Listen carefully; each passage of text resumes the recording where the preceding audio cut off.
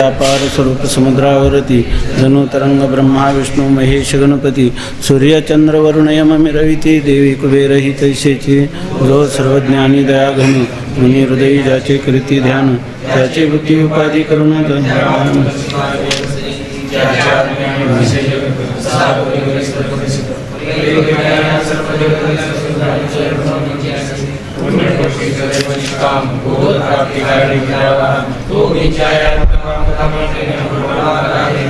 सुखम नित्यं स्वप्रकाशं व्यापकं नाम रूपयोः अविद्यानामुद्यकोद्यं बुद्धिर्यत्तुनिर्मलम् अपारं सर्ववेदान्तविद्यं प्रत्यपरं तदेवाहं नमोऽस्मि श्रीनिश्चितामहि।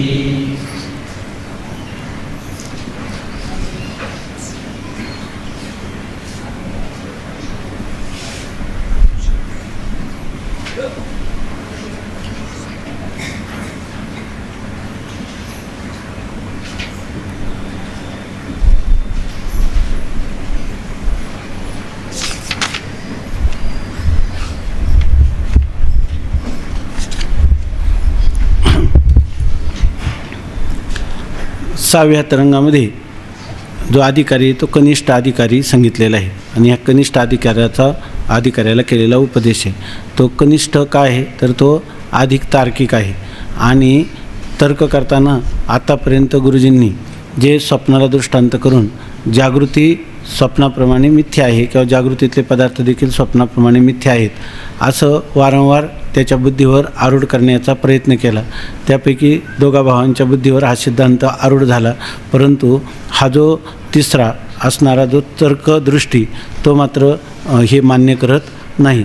उलट त्याला असं वाटतं की स्वप्नाचा दृष्टांत करून जागृती मिथ्या ठरवण्यापेक्षा जागृतीला दृष्टांत करून स्वप्न पदार्थांनाच सत्यत्व आहे असं मानलं तर काय हरकत आहे।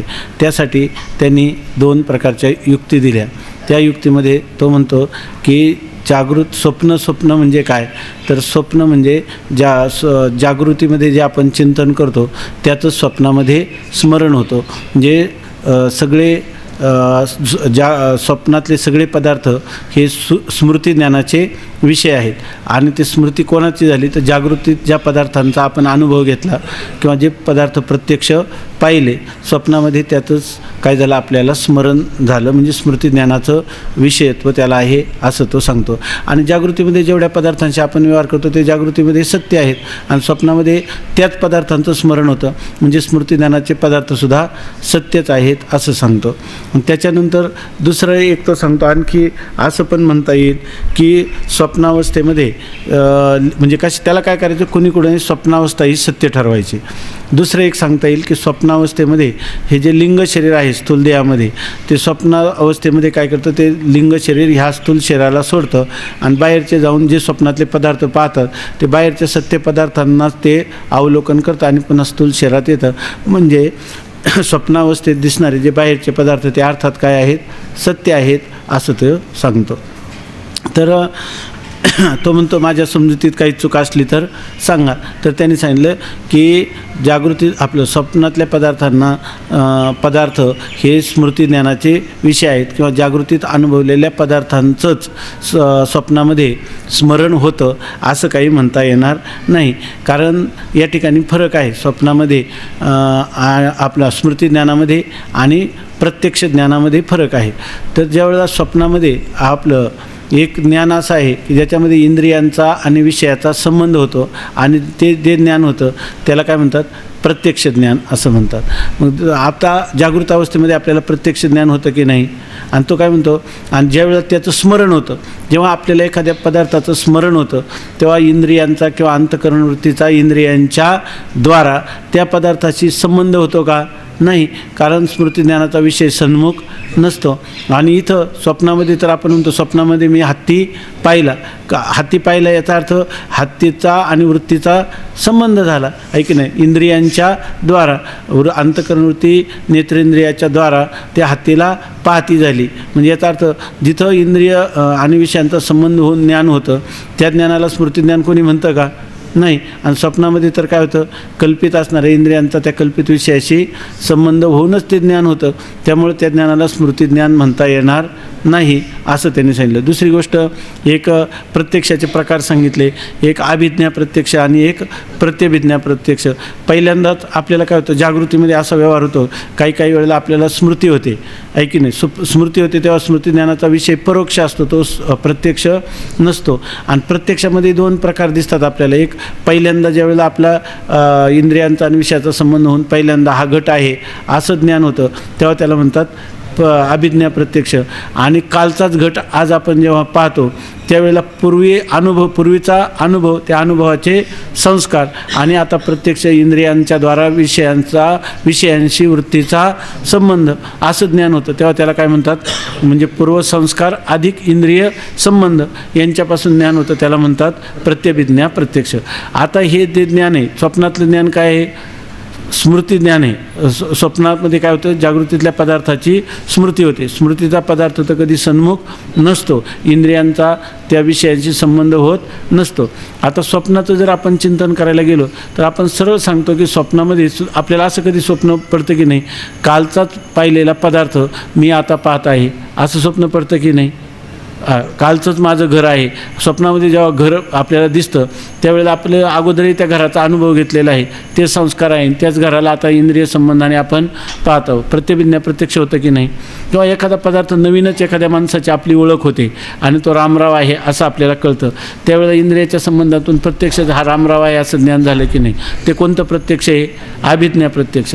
अभिज्ञा प्रत्यक्षही होतं, प्रत्यभिज्ञा प्रत्यक्षही होतं. आणि आपण स्वप्नामध्ये कधी कधी असा विचार करतो की आमका जो मनुष्य आहे त्या मनुष्याची आपल्याला आठवण झाली 10 वर्षापूर्वी, त्या मनुष्याची आपल्याला स्मरण झालं, त्यावेळेला तो पदार्थ समोर असतो का, नसतो. स्वप्नात देखील समोर म्हणजे बरोबर आहे ना. स्मृती ज्ञान, अभिज्ञा प्रत्यक्ष, प्रत्यभिज्ञा प्रत्यक्ष हे सगळे स्वप्नात जसे जागृतीत आहे तसंच घडतात की नाही. आणि ते जर केवळ स्मृतिज्ञान असतं तर तिथं प्रत्यभिज्ञा प्रत्यक्ष किंवा अभिज्ञा प्रत्यक्ष झालं असतं का, विषय सन्मुख आले असते का, आणि येतात तर खरे, आहे की नाही. म्हणून याच्यावरून जागृतीतल्या पदार्थांची स्मृती म्हणजे स्वप्नातले पदार्थ असं तुम्हाला म्हणता येणार नाही असं आत्तापर्यंत ठरलं, बरोबर आहे ना. दुसरी गोष्ट तो काय म्हटलं होता, आणखी एक गोष्ट अनुभवाची, ही झाली युक्ती, आहे की नाही. आणि दुसरा एक अनुभव सांगतात.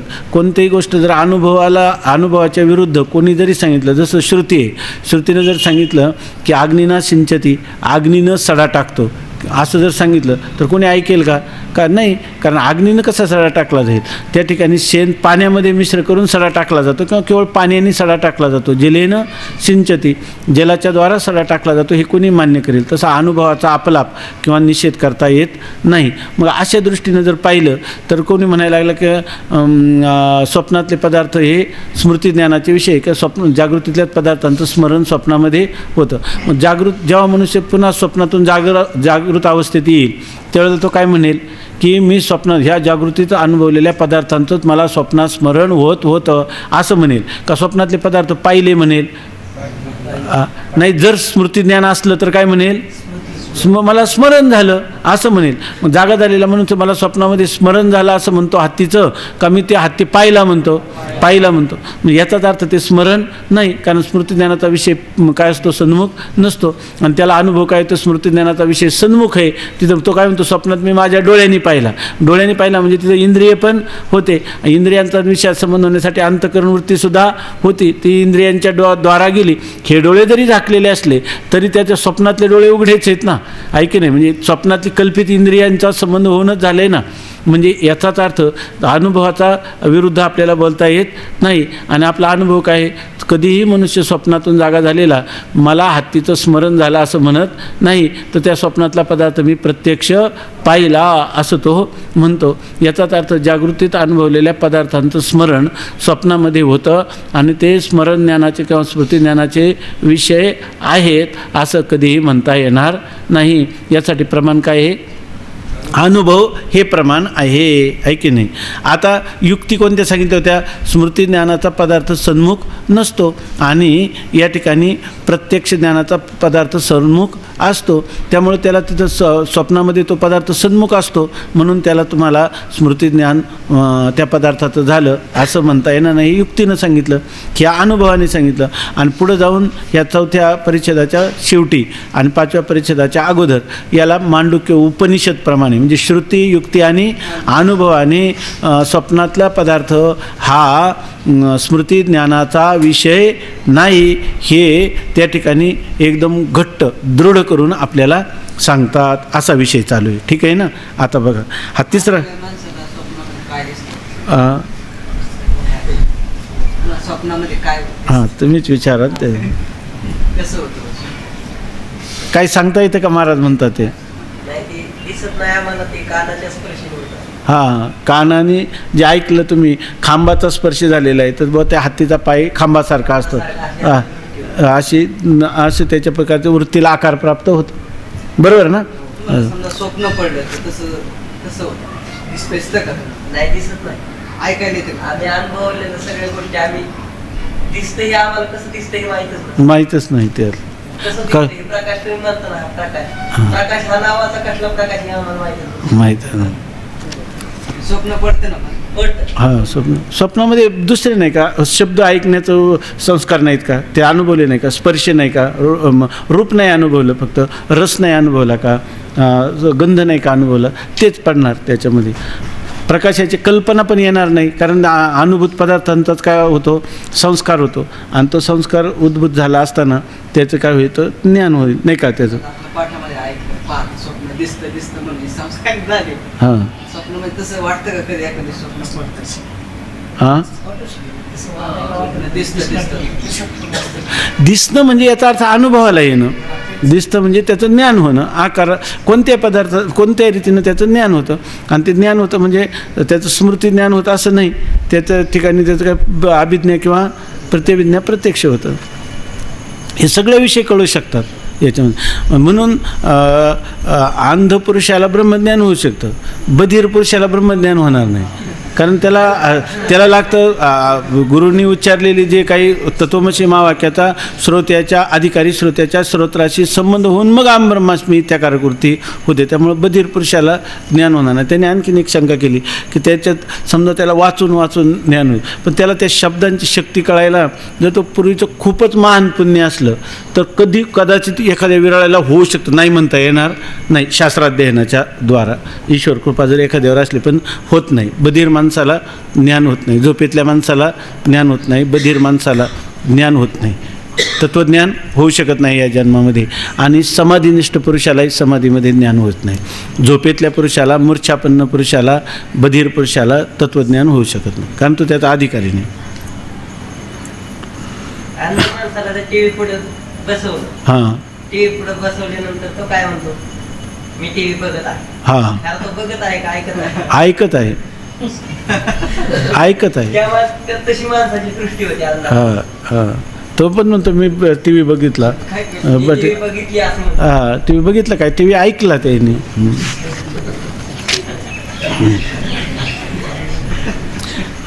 आता बघा हे तिसरं झालं होतं का आपलं? शिवाय पुरुष जागा झाल्यावर असे म्हणतो की झालं आहे, सगळा परिचित झाला आहे ना.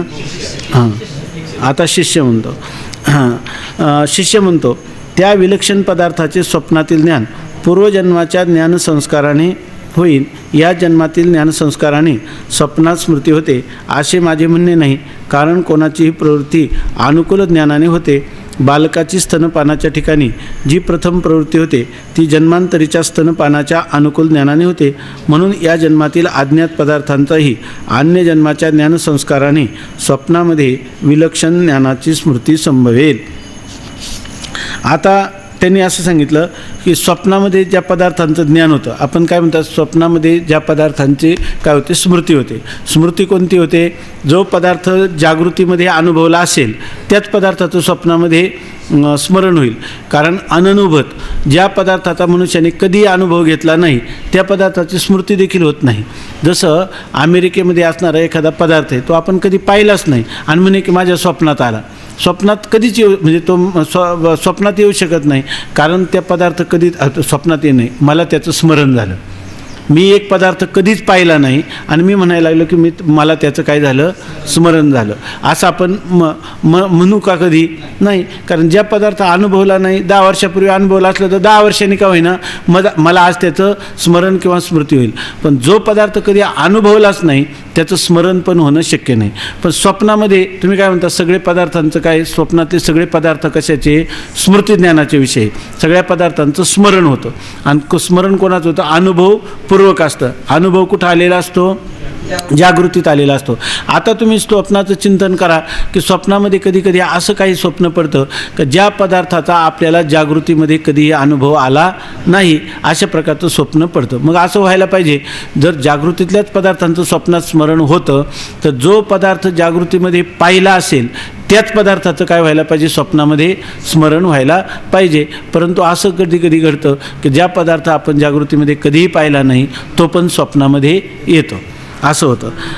जन्मात कधी पाहिले नाहीत किंवा ऐकले नाहीत असे पदार्थ स्वप्नामध्ये प्रतीतीला येतात. म्हणून स्वप्नातलं ज्ञान हे स्मृती ज्ञान म्हणता येणार नाही. 2 कारणं सांगितली की या ठिकाणी स्वप्नामध्ये आपण हत्तीला पाहिलं असं म्हणतो, हत्तीचं स्मरण झालं असं म्हणत नाही.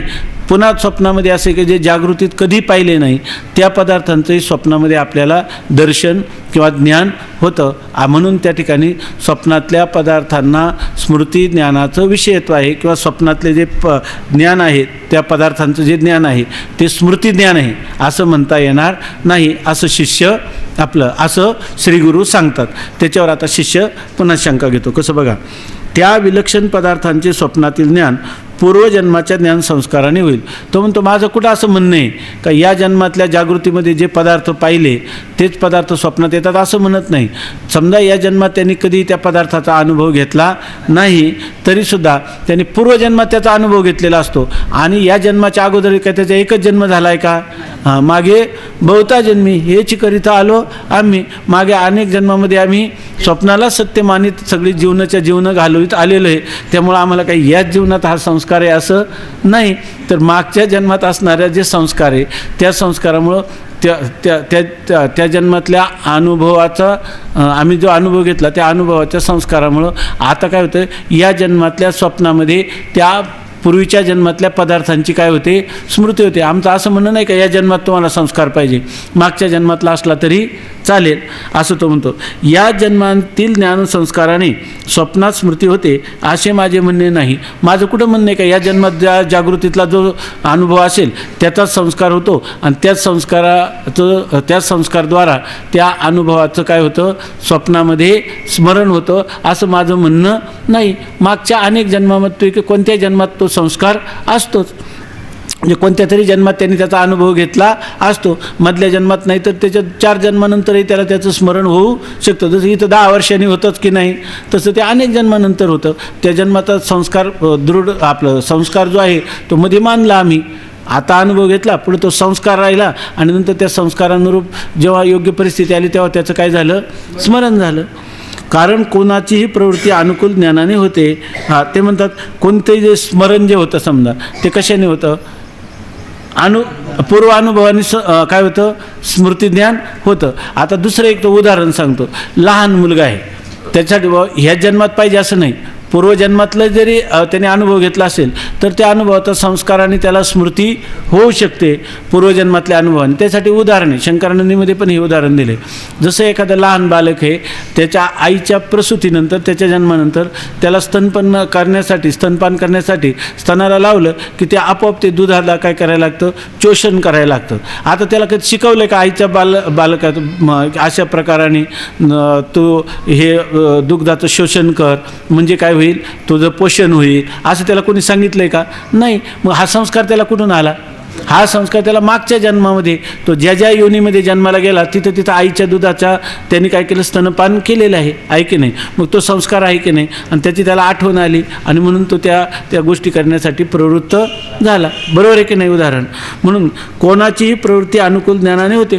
कोणत्याही माणसाची जी प्रवृत्ती होती ती काय होते, ह्या दुग्ध घेतलं तर मला हे अनुकूल आहे त्याच्यामुळे मी जगतो, कारण मागच्या अनेक जन्मात जगलेलं आहे अनुकूल त्याचं काय आहे, दुग्धाविषयक ज्ञान आहे, स्तनपान हे माझ्या जीवनाला अनुकूल आहे असं त्याला ज्ञान आहे. मग त्याची प्रवृत्ती होते की नाही, होते. मग प्रवृत्ती होण्यापाठीमागं काय आहे, कारण काय आहे, अनुकूल ज्ञान असलं त्या पदार्थाचं की त्याची प्रवृत्ती होऊ शकते.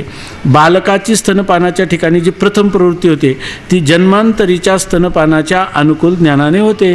आता या जन्मात तर अजून या जन्मातला तर त्याला कुठला संस्कार सांगता येत नाही. अर्थात हा संस्कार कुठून आला आहे, मागच्या जन्मामध्ये आहे. आता समजा त्याने आज आईचं दूध प्राशन केलं तर दुसऱ्या वेळेला भूक लागल्यावर तो स्तनपान करायला प्रवृत्त होईल.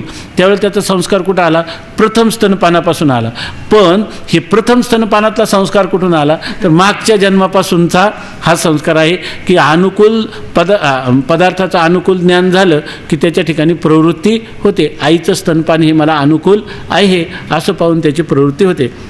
म्हणून या जन्मातील अज्ञात पदार्थांचाही अन्य जन्माच्या ज्ञानसंस्काराने स्वप्नामध्ये विलक्षण ज्ञानाची स्मृती संभवेल. आता याच्यातून तो काय सांगतो, या जन्मातला जरी पदार्थ अज्ञात असला तरी पूर्वजन्मामध्ये त्याचा अनुभव घेतला आहे की नाही. या जन्मामध्ये त्याचं ज्ञानसुद्धा झालेलं नाही, अनुभवसुद्धा घेतलेला नाही, पण पूर्वजन्मात त्याचा अनुभव घेतलेला आहे, त्याचं ज्ञान झालेलं आहे. मध्ये काही जन्म गेले तरी त्या ज्ञानाचे संस्कार आहेत आणि त्यामुळे या जन्मात त्या पदार्थाचं विषयी त्याला स्मरण होऊ शकतं. होईल की नाही. या जन्मामध्ये जो अनुभव घेतला नाही परंतु पूर्वजन्मामध्ये जो अनुभव घेतला त्या अनुभवाचे संस्कार आहेत, म्हणून त्या संस्कारामुळं या जन्मामध्ये त्याला काय होऊ शकते, या जन्मात ज्याचा अनुभव घेतला नाही त्याच्या अतिरिक्त असणारा पूर्वजन्मानुभूत पदार्थाच्या संस्कारामुळं त्याला या जन्मात त्या विलक्षण पदार्थाची देखील स्मृती होऊ शकते. ठीक आहे ना. वाचू ना. आता श्रीगुरू सांगतात, हे म्हणणे बरोबर नाही. कारण एखाद्यास आपल्या मस्तकाचा छेद आपल्या डोळ्यांनी पाहिल्याचे स्वप्न पडते. आपल्या डोळ्यांनी आपल्या मस्तकाचा छेद पाहणे कोणत्याही जन्मात संभवनीय नाही. म्हणून जागृत पदार्थाच्या ज्ञानसंस्काराने स्वप्नात स्मृती होत नाही असेच म्हटले पाहिजे. आता तो म्हणतो त्याच्या शंकेला श्रीगुरू उत्तर देतात की हे म्हणणे बरोबर नाही. तुला असं म्हणता येणार नाही का पूर्वजन्मामध्ये त्या पदार्थाचा अनुभव आहे आणि म्हणून आता जरी मधल्या जन्मात नसले तरी या जन्मात त्याची काय झालेली आहे, संस्कारामुळं स्मृती झालेली आहे. हे तुझं म्हणणं बरोबर नाही. म्हणजे कोणत्या का होईना जन्मात तो म्हणतो अनुभव घेतलेला आहे, पण स्वप्नामध्ये असं कधी कधी स्वप्न पडतं की ज्याच्यामध्ये कोणत्याच जन्मात त्याचा अनुभव घेणं शक्यच नाही.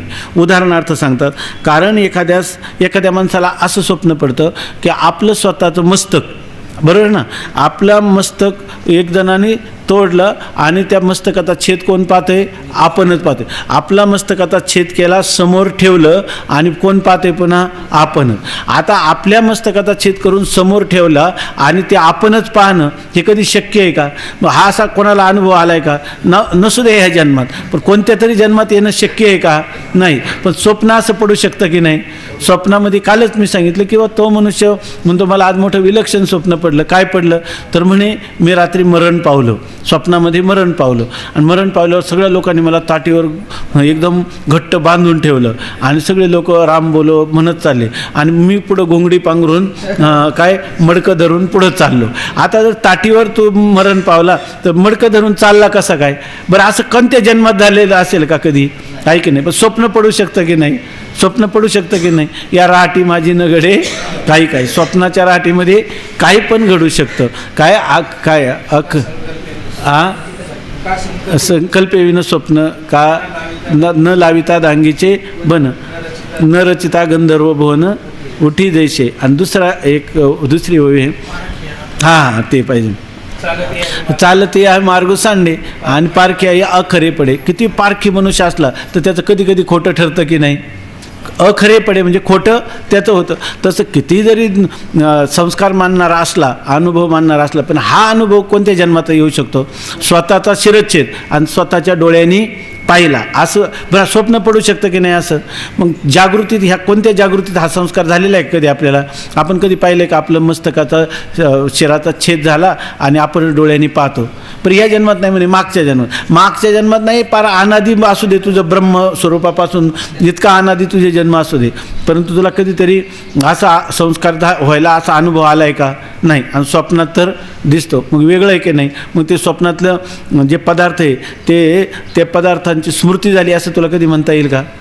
स्मृती म्हणता येणार नाही. कारण जागृतीतल्या पदार्थांच्या स्मृती स्वप्नामध्ये होते असं म्हटलं तर ज्या पदार्थाचा अनुभव असेल तशाच प्रकारचं स्मरण होईल ना. हा अनुभव तर कधीच घेतलेला नाही, आणि या ठिकाणी प्रत्यक्ष स्वप्नामध्ये हा अनुभव तर येतो. अनुभवाचा आपलाप करता येत नाही, आणि या ठिकाणी स्मरण म्हणता येण्याची सोय नाही. कारण स्मरण म्हणायचं म्हटलं तर असा कधीतरी अनुभव आलेला असायला पाहिजे होता, आणि अनुभव तर आलेला नाही. तो निदान गुरुजी माझ्यापुरता मला नाही का कोणालाच आला नाही? कोणालाच आला नाही, येणं शक्यही नाही. कारण एखाद्यास आपल्या मस्तकाचा छेद आपल्या डोळ्यांनी पाहिल्याचे स्वप्न पडते. आपल्या डोळ्यांनी आपल्या मस्तकाचा छेद पाहणे कोणत्याही जन्मात संभवनीय नाही. आपल्या डोळ्यांनी आपल्या मस्तकाचा छेद पाहता येईल का? कोणालाही पाहणं शक्य नाही. आता तुम्ही म्हणाल की ते बाजीराव कोणते ते याच्यामध्ये गेले ते लढाईमध्ये, बाजीप्रभू देशपांडे आहे की नाही, त्यांचं मस्तक छाटलं आहे की नाही. मस्तक छाटल्यानंतर ते काय करायला लागले, ती जी तलवार हातात होती ती सारखी त्यांची फिरत होती, काही वेळ फिरत होती असं तुम्ही म्हणाल. मग आता ते तलवार फिरत होती तेव्हा त्यांनी आपल्या मस्तकाचा छेद डोळ्यांनी पाहिला का नाही? तरीसुद्धा नाही. त्या तलवारीला काही दिसत नव्हतं, फिरली आणि थांबून गेली आहे की नाही. म्हणजे त्यांनासुद्धा आपल्या मस्तकाचा छेद स्वतः डोळ्यांनी पाहता आला नाही. स्वामी महाराज सांगायचे त्यांनासुद्धा आता शत्रू कोणता आहे का मित्र, जर तलवारीत मित्र आला असता तरी छाटला असता की नाही त्यांनी. कारण आपलं मस्तक छाटल्यानंतर ते शिरच्छेद झाल्यानंतर तो कोणालाही दिसणं शक्य नाही. आपल्या डोळ्याने आपल्या मस्तकाचा छेद पाहणे कोणत्याही जन्मात संभवनीय नाही. म्हणून जागृत पदार्थाच्या ज्ञानसंस्काराने स्वप्नात स्मृती होत नाही असेच म्हटले पाहिजे. याच्यावरून काय ठरलं? कोणत्याही जागृत पदार्थाच्या संस्काराने स्वप्नामध्ये त्या पदार्थाची स्मृती होते, किंवा स्वप्नातले पदार्थ म्हणजे जागृतीतल्या पदार्थांच्या स्मृतिज्ञान असतं असं म्हणता येणार नाही. ही गोष्ट निश्चित ठरली ना, असं गुरुजींनी सांगितलं. आता हा शिष्य पुन्हा म्हणतो, महाराज आपल्या मस्तकाचा छेद आपल्या डोळ्यांनी पाहणे हे संभवनीय नसले तरी दुसऱ्याच्या मस्तकाचा छेद जागृतीत पाहिलेला असतो. त्या ज्ञानाच्या संस्काराने स्वप्नात आपल्या मस्तकाचा छेद तो पाहतो एवढेच, परंतु त्यासही संस्कार कारण असल्यामुळे त्या स्मृती म्हणण्यास हरकत नाही. आता काय, एकदा माणसाचं उलटं डोकं चाललं का ते गुरुपेक्षाही काय होतं, जास्त चालतं. तर ते सांगतात किंवा आपल्या स्वतःच्या शिरच्छेदाचा संस्कार कोणत्या जन्मात नसल्यामुळं स्वप्नामध्ये अशा प्रकारचं स्मृतिज्ञान त्याचं शिरच्छेदाचं होणार नाही. बरोबर ना? तर ते बरोबर आहे ना? त्या आपलं ज्ञान म्हणण्यापेक्षा स्मरण होणार नाही, नाही का? स्वप्नामध्ये त्या जागृतीतल्या आपल्या स्वतःच्या शिरच्छेद स्वतःनं पाहिल्याचं स्मरण कधीही घडणार नाही, आणि आपल्याला अनुभव तर येतो. याचाच अर्थ ते स्मृतिज्ञान नाही. कारण स्मृती कोणाची होते असल्या अनुभवलेल्या पदार्थाची. इथं अनुभव तर कधीच घेतला नाही, आणि या स्वप्नात तर अशा प्रकारचा प्रत्यक्ष अनुभव आहे. याचाच अर्थ ते स्मरण नाही असं सांगितलं. तो म्हणतो इथे आपलं काही सिद्ध करता आलं नाही. तो म्हणतो स्वतःचा शिरच्छेद स्वतः नसेल पाहिला, परंतु इतराचा शिरच्छेद कधीतरी होताना पाहिला की नाही, आणि त्यामुळे त्याचे संस्कार झाले. फक्त काय झालं, दुसऱ्याचा शिरच्छेद पाहिला होता, प्रत्यक्ष अनुभवला होता, आणि आता कसं तर स्मरण झालं, इथं स्वतःच्या शिरच्छेदाचं काय झालं, स्मरण झालं. म्हणून काही म्हणा, पण स्वप्नातलं पदार्थ काय आहे, स्मृतिज्ञानाचा विषय आहे. स्वप्नातले जे पदार्थ दिसतात ते पदार्थ म्हणजे त्या जागृतीत अनुभवलेल्या पदार्थांची स्मृतीच आहे. आता काय झालं, इथं मागच्या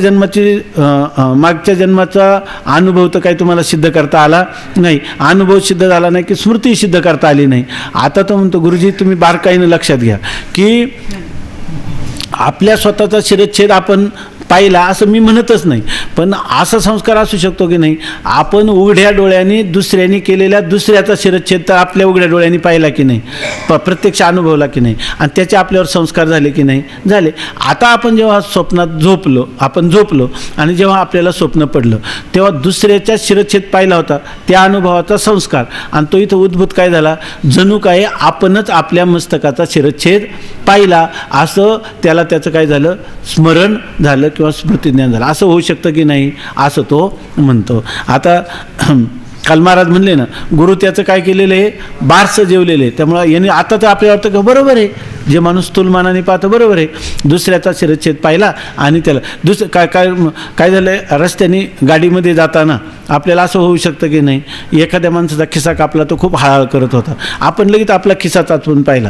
आपल्याला त्याचं संस्कार झाले की नाही, आणि रात्री स्वप्न पडलं की आपलाच खिसा कोणीतरी कापला, दुसऱ्याचा पाहिला आणि स्वप्नाचा तो संस्कार होता का नाही आपल्या ठिकाणी उद्भूत झाला, म्हणून त्याला काय म्हणलं पाहिजे, त्या अनुभवाचे ते काय आहे, संस्कार आहेत, आणि त्या संस्कारामुळे आपल्याला काय झालं, ते स्मृती ज्ञान झालं असं आपल्याला वाटतं की नाही. स्थूलमानाने पाहिलं बरोबर आहे, शिरच्छेद झाला दुसऱ्याचा, आणि स्मरण काय झालं, आपल्या स्वतःच्या शिरच्छेदाचं झालं असं आपल्याला वाटणं साहजिक आहे की नाही, साहजिक आहे म्हणजे संभवनीय आहे. तर सांगतात महाराज, आपल्या मस्तकाचा छेद आपल्या डोळ्यांनी पाहणे संभवनीय नसले तरी दुसऱ्याच्या मस्तकाचा छेद पाहिलेला असतो, त्या ज्ञानाच्या संस्काराने स्वप्नात आपल्या मस्तकाचा छेद तो पाहतो एवढेच, परंतु त्याचंही संस्कार कारण असल्यामुळे तो आपल्या मस्तकाचा छेद पाहतो, त्याला काय आहे, दुसऱ्याच्या शिरच्छेदाचा संस्कार कारण असल्यामुळे त्या स्मृती म्हणण्यास हरकत नाही. कोणताही ज्ञान जे संस्कारापासून होतं त्याला काय म्हणतात, स्मृती ज्ञान. जे संस्कारापासून होतं आणि इंद्रिय आणि विषयाचा संबंध म्हणजे त्या ठिकाणी इंद्रिय संबंधा वाचून होतं. संस्कार ज्ञान याला स्मृती ज्ञान कशाला म्हणतात, इंद्रिय संबंधा वाचून आणि पूर्व संस्कारापासून जे ज्ञान होतं त्याला काय म्हणतात. आता हा काय म्हणतो की या ठिकाणी वास्तविक इंद्रिय संबंधाने होतं की नाही हे ज्ञान, पण याला हा काय म्हणतो इथं केवळ संस्कारापासूनच हे ज्ञान होतं. मला वाटतं हे वृत्ती प्रभाकरात हे इंद्रिय संबंध आणि पुन्हा काय, हा ते साक्षी भाषेसाठी ते इंद्रिय संबंध आणि काय, इंद्रिय संबंध असला पाहिजे आणि पूर्व संस्कार असलं पाहिजे, यांनी ते ज्ञान झालं पाहिजे. अर्थात ते ज्ञान जरी निद्रादोषजन्य असलं तरी त्याच्याशी काय आहे, कल्पित इंद्रियांचा संबंध आहे असं अविवेकाच्या दृष्टीनं आम्ही म्हणतो. आता इथं सध्या आपण कोण आहे, अविवेकीच आहे. ज्या ह्या शंका येतात आपल्याला, अजून आपला विवेक पूर्ण झाला आहे का नाही, मग त्या ठिकाणी जे आपल्याला ह्या पूर्वीचे काय आहेत संस्कार, कोणाच्या दुसऱ्याच्या शिरच्छेदाचे, आणि त्याचं स्मरण कुठं झालं आपल्याला, स्वप्नामध्ये, आणि काय दिसलं, फक्त दुसऱ्याच्या शिरच्छेदाऐवजी आपला स्वतःचा शिरच्छेद दिसला. पण हा कशामुळे दिसला, संस्कारच कारण आहे की नाही, आणि संस्कार कारणापासून जे होतं ते कोणतं ज्ञान असतं, स्मृती ज्ञान, असं त्यांनी शंका केली. कोणी, शिष्याने. आता शिष्य श्रीगुरू काय सांगतात बघा.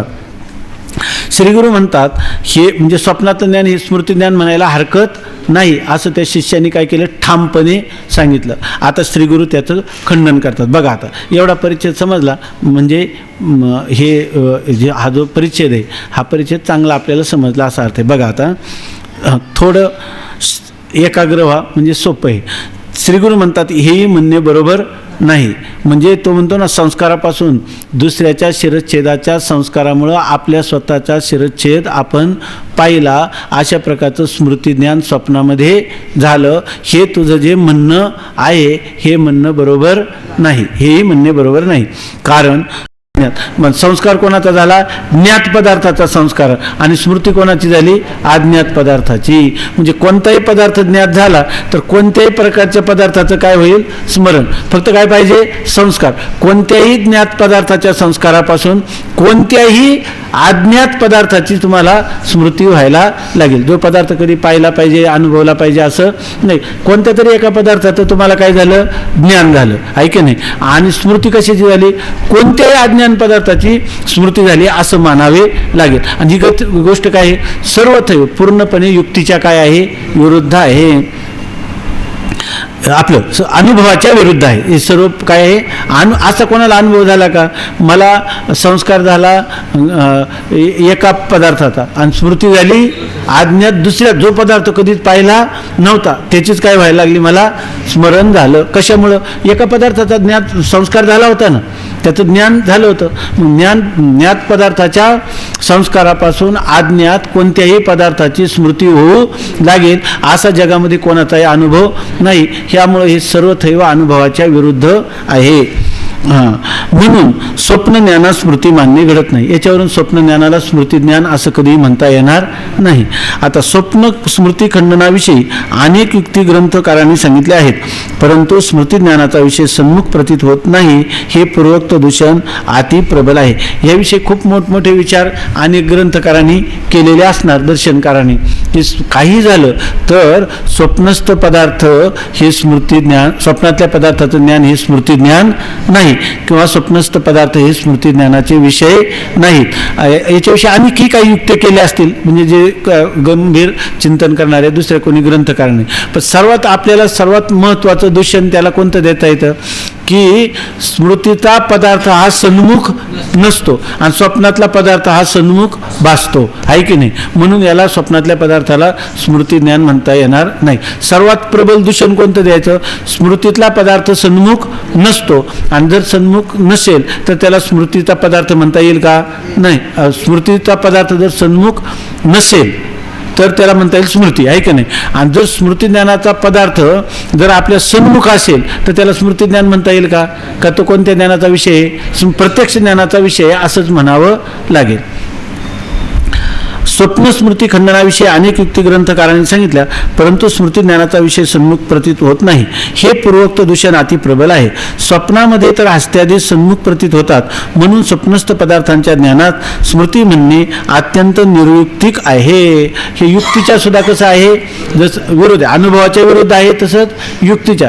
स्वप्नामध्ये आपल्याला हस्त्यादिक पदार्थाचं स्मरण होतं का ते प्रत्यक्ष दिसतात, प्रत्यक्ष दिसतात. मग स्मृती ज्ञानाचा विषय सन्मुख नसतो आणि इथं सन्मुख आपल्याला दिसतात. मग असं युक्तीनं कोणते असं असताना, विषय सन्मुख नसताना, बरोबर ना, आपलं विषय सन्मुख असताना त्याला प्रत्यक्ष ज्ञानाचं विषयत्व न देता स्मृती ज्ञानाचं विषयत्व देणं म्हणजे तुमच्या बुद्धीचं दिवाळं निघाल्याचं लक्षण आहे, म्हणजे युक्तीच्या विरुद्ध आहे. असं कुठेही तुम्हाला उदाहरण सांगता येणार नाही.